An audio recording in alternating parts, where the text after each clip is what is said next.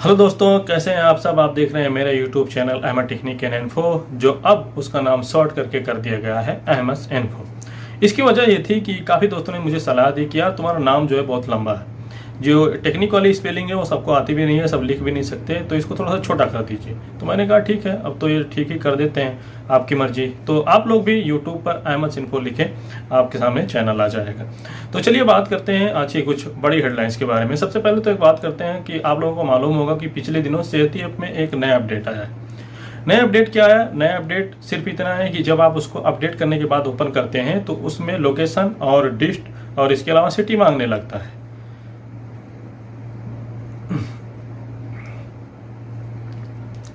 ज़्यादातर लोग इस चीज़ को सेट कर लेते होंगे, लेकिन कुछ लोग अभी भी हैं जो लगातार कमेंट कर रहे हैं कि भाई ये कैसे होगा। तो देखें, जैसे ही आप ओपन करते हैं तो ये इस तरह से लोकेशन आने लगती है। तो यहाँ जो लोकेशन वाला गोला बना हुआ है, इस पर आप तो 2-3 बार क्लिक कर दें। उसके बाद जो ऊपर वाला कॉलम है, इस पर क्लिक करेंगे तो इसमें आपको अपना एरिया लिखना रहेगा। जैसे कि मैं अभी रियाद में हूँ, तो यहाँ पर जब आप क्लिक करेंगे तो यहाँ पर तमाम रीजन के नाम आएंगे।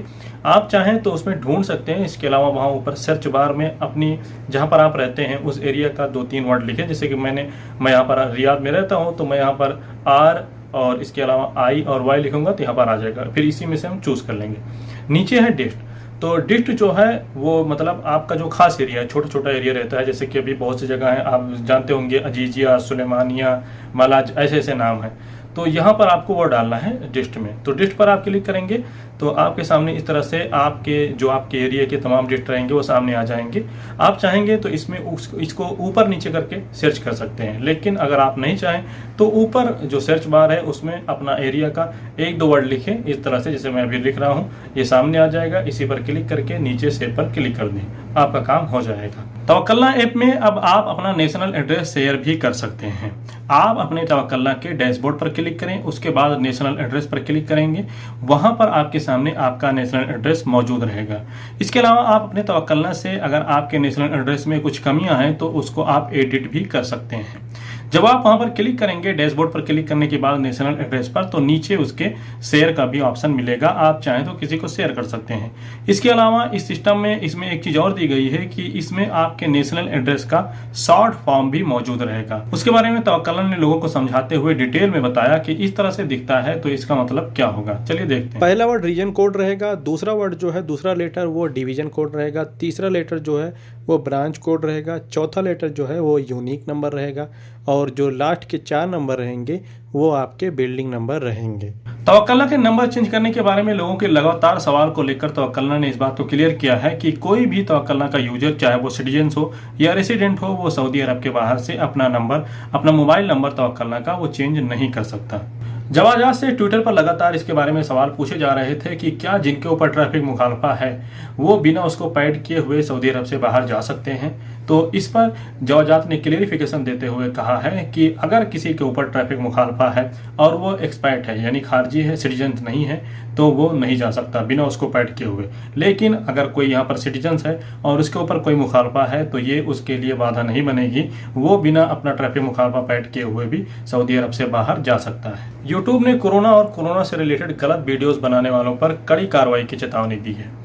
अपनी miss information, medical miss information category में उन्होंने बदलाव करते हुए उसको एक्सपोर्ट किया है, और उसमें उन्होंने कहा है कि अब कोई कोरोना से रिलेटेड, कोरोना के बारे में बताता है कि यहाँ ये फला की साजिश है, फला की साजिश है, इसके में पैसे बनाया जाता है, इस तरह के वीडियोस अगर कोई बनाता है तो उसके वीडियो जो है ब्लॉक कर दिए जाएंगे। इसके अलावा अगर कोई कोरोना वैक्सीन के बारे में भी गलत अफवाह फैलाता है तो उसके वीडियो भी ब्लॉक कर दिए जाएंगे। जैसे कि आप लोग जानते होंगे, काफ़ी समय पहले इसके बारे में, वैक्सीन के बारे में तरह तरह के प्रोपेगेंडे अपनाए जा रहे थे, लेकिन आज हम तमाम लोगों के प्रोपेगेंडे खत्म हो चुके हैं। और आप जानते हैं कि सऊदी अरब में खासकर आप लोग रह रहे हैं तो आप जानते होंगे कि यहाँ पर कोरोना कंट्रोल होने का सिर्फ और सिर्फ एक रीजन वो वैक्सीनेशन है। इसके अलावा आप लोग जानते होंगे कि इंडिया में भी एक वक्त था 3 लाख 4 लाख केसेस निकल रहे थे, लेकिन वैक्सीनेशन का ही कमाल है कि ये अब तकरीबन 20,000 18,000 के आसपास आ गया है।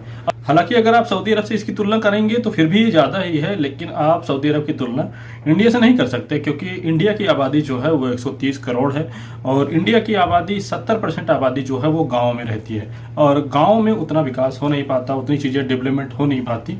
और यहाँ भी अगर आप सऊदी अरब में भी कहीं गाँव में जाएंगे तो वो देखेंगे जिस तरह यहाँ शहरों में डेवलपमेंट हुआ है, गाँव उसी तरह है, मैंने तो देखा हुआ है यहाँ पर।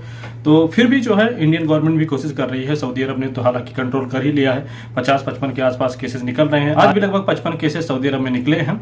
तो ये जो है वैक्सीन का ही कमाल है। तो अब अगर कोई वैक्सीन के बारे में भी गलत वीडियोस बनाता है और उसको यूट्यूब पर पोस्ट करता है, यूट्यूब उसका वीडियो ब्लॉक कर देगा। और अगर वो बार बार ये गलती करता है, 2-3 बार करता है, तो फिर उसका चैनल भी सस्पेंड कर दिया जाएगा। बांग्लादेश से यूएई के लिए फ्लाइटें कल से ओपन हो जाएंगी। हालांकि इसका ऐलान जो है वो जब इंडिया, पाकिस्तान और श्रीलंका जैसे देशों से ओपन हुई थी दुबई के लिए फ्लाइट, तब भी हो गया था। लेकिन बांग्लादेश में क्या था कि वहां पर रैपिड RT-PCR टेस्ट की फैसिलिटी अवेलेबल नहीं थी। रैपिड RT-PCR टेस्ट दुबई के लिए जरूरी है, जो कि एयरपोर्ट पर किया जाता है और एयरपोर्ट पर वो निगेटिव आता है तभी आपको दुबई आने की अनुमति मिलती है। तो ये फैसिलिटी बहुत सी जगहों पर नहीं थी, पहले ये पाकिस्तान में भी नहीं थी। पाकिस्तान में भी फ्लाइटें लगभग 1 हफ्ते बंद थी ऐलान होने के बाद में भी, क्योंकि वहां पर भी रैपिड RT-PCR टेस्ट की सुविधा नहीं थी। तो अब जो है वहां पर उपलब्ध हो गई है बांग्लादेश के एयरपोर्ट पर। तो इतिहाद एयरलाइन जो कि दुबई की ऑफिशियल एयरलाइंस है, तो उसने अब अपनी वेबसाइट पर वहां का भी शेड्यूल जारी कर दिया है और उसमें उन्होंने कहा है कि जो दुबई या अबू धाबी आना चाहते हैं ढाका से, तो वो आ सकते हैं। इसके लिए उनको ICA या GDRFA से अप्रूवल लेना पड़ेगा और अप्रूवल के बाद वो आ सकते हैं। लेकिन अगर उनको कहीं और जाना है, सिर्फ ट्रांजिट होना चाहते हैं यहाँ पर दुबई के अंदर, तो वो बिना ICA और इसके अलावा GDRFA के अप्रूवल के बिना भी वो यूएई आ सकते हैं। मिनिस्ट्री ऑफ हज एंड उमरा ने 70 साल के ऊपर वालों को भी अब उमरा करने की परमिशन दे दी है, लेकिन इसमें शर्त कही गई है कि वो लोग सऊदी अरब के अंदर ही मौजूद होने चाहिए। यानी कि जो लोग सऊदी के अंदर हैं, अगर उनकी उम्र 70 साल से ज़्यादा है तो वो उमरा कर सकते हैं, उमरा के लिए अप्लाई कर सकते हैं। और पहले ये जो शर्त थी, ये जो एज लिमिट थी, उम्र की जो लिमिट थी, वो 18 साल से 70 साल थी। उसके बाद में उसको घटाकर 12 साल से 70 साल की गई। अब इसमें जो है इसको 70 के ऊपर वालों के लिए भी अलाउड कर दिया गया है। लेकिन इसमें जो खास तौर पे जो शर्त दी गई है वो ये है कि 70 साल से ऊपर वालों को, उन्हीं लोगों को उम्रा करने की परमिट मिलेगी जिन्होंने दोनों डोज ली होंगी।